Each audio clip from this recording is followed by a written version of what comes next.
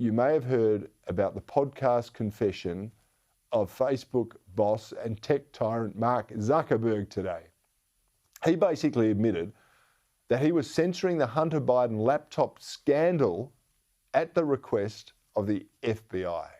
Have a look. Is the FBI, I think, basically came to us, some folks on our team, and was like, hey, just so you know, like, you should be on high alert. We thought that there was a lot of Russian propaganda in the 2016 election.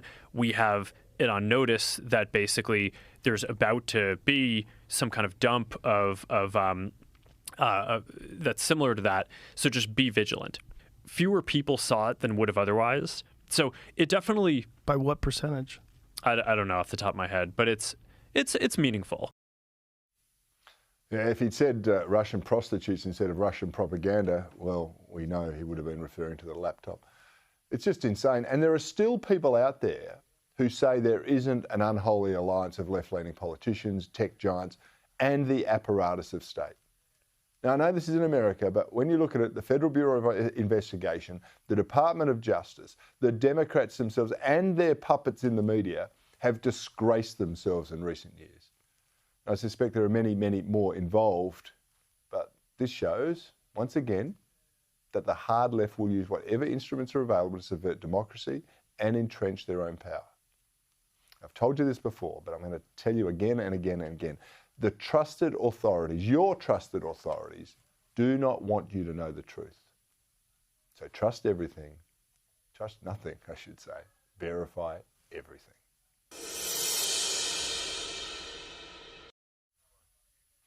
Well, there's a lot to unpack there, and joining me to discuss all of it and more is Sky News contributor Joe Hildebrand. Welcome, Joe. It's great to have you on Bernardi again. How are you, champion? Now, do you mind if we kick off? How are you? Do you mind if we kick off with this tech censorship? I'm really well, thank you.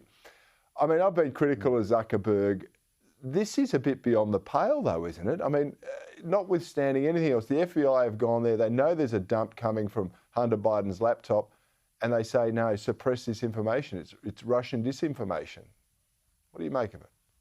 Yeah, it's very creepy, and it's certainly something that no legitimate media organisation would ever do. And I say legitimate probably in inverted quotes. But I'm reminded of, this is a very Sydney story, but I was reminded when I went to visit the museum with the family and the kids and everything, and there was an Uber Eats or some kind of delivery rider on I think it was on an electric bike, and he took off. He was riding down the footpath, and then when it, suddenly the footpath, he had to stop for other cars, and he suddenly decided that he was going to ride on the road. And an angry driver sort of leant on the horn and said, "What are you, a pedestrian or a car? Make up your bloody mind."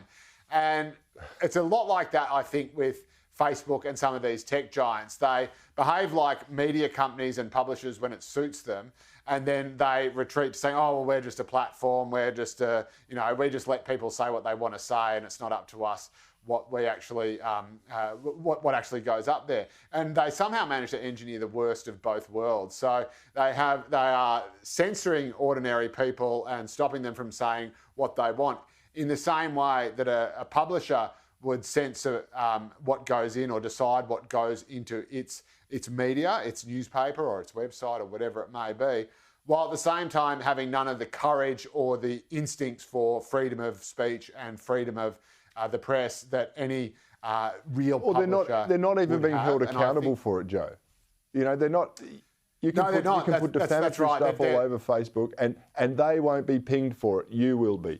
I'm not suggesting you do it, by the way, and don't read my tweets about you, mate. But you're absolutely right, and it is a massive problem. They will let people say and post the most egregious things about other people, and then say, "Well, no, we're not responsible because we're not a publisher. We're just a platform." But then, when it comes to a story that their leadership decides they don't like, or that the US state decides that it doesn't want out there, they'll say, well, suddenly we are a publisher and it's not a free-for-all and we're going to shut it down. So, it's the worst of all possible worlds.